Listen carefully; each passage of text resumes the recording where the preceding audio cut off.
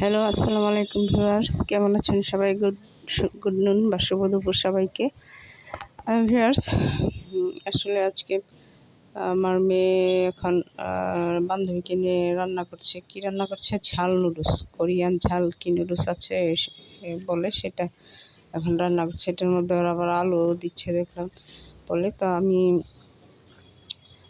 School থেকে বাসায় এসে দেখি দুইজনে মিলে রান্না করছে।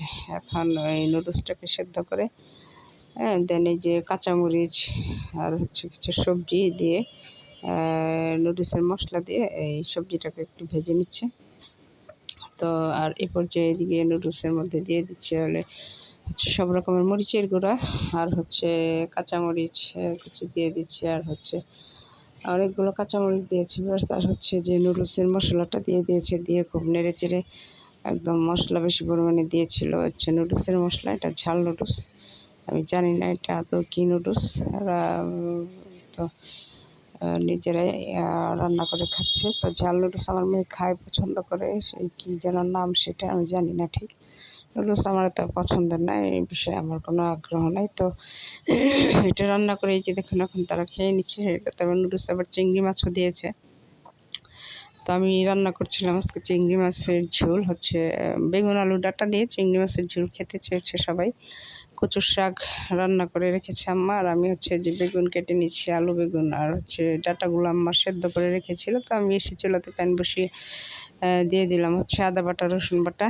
তেলটা গরম হয়ে আসলে পরিমাণ মতো তেল দিয়ে সেটাতে দিয়ে দিয়েছিলাম। তো আদা বাটা রসুন বাটাটা হয়ে আসলে দেন আমি দিয়ে দিলাম হচ্ছে পেঁয়াজ বাটা দিয়ে একটু নেড়ে চেড়ে নিলাম। নেড়ে চেড়ে নিয়ে এখন আমি পর্যায়ক্রমে হচ্ছে এক একটা মশলা দিয়ে দিব হচ্ছে হলুদের গুঁড়া, দেন হচ্ছে দিয়ে দেবো মরিচের গুঁড়া, ধনের গুঁড়া, জিরার গুঁড়া,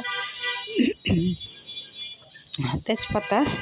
তো তেজপাতার হচ্ছে দুটা এলাচ আর একটা দারচিনি দিয়ে দিয়েছি একটু ফ্লেভারের জন্য। তো দিয়ে এখন ভালো করে নেড়ে চেড়ে মিশিয়ে নিচ্ছি। তো মশলাটা কষে আসলে এখন আমি দিয়ে দিলাম এই পর্যায়ে কেটে রাখা আলুগুলো। চিকন চিকন করে কেটে রেখেছিলাম, পাতলা পাতলা করে লম্বা লম্বা করে রেখেছি আলুগুলো কেটেছি, এবং বেগুন আলু সবই একটা শেপে কেটেছি, জুলিয়ান কাট যেটাকে বলে। আর হচ্ছে ওই ডাঁটাগুলো আম্মা সেদ্ধ করে রেখেছিল, তো সেই জন্য আমি ডাঁটাগুলো দিয়ে দিলাম এই পর্যায়ে। দিয়ে এখন একটু অল্প পরিমাণে পানি দিয়ে দেন আমি হচ্ছে ঢেকে দিয়ে 2-3 মিনিট একটু কষিয়ে নেব।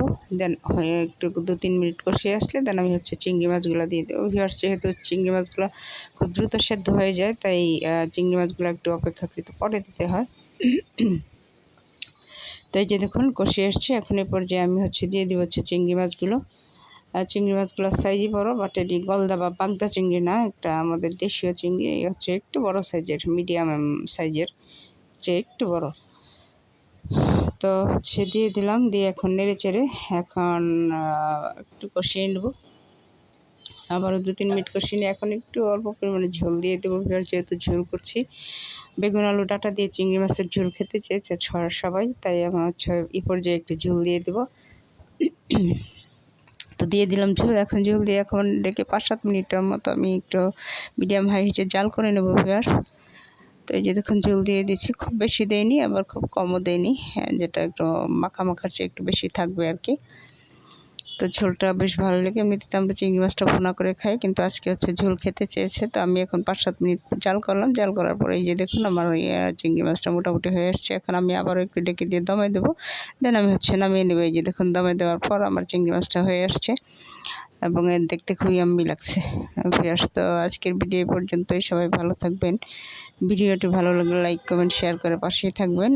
দেখা হবে অন্য কোনো ভিডিওতে, সে পর্যন্ত সবাই ভালো থাকবেন।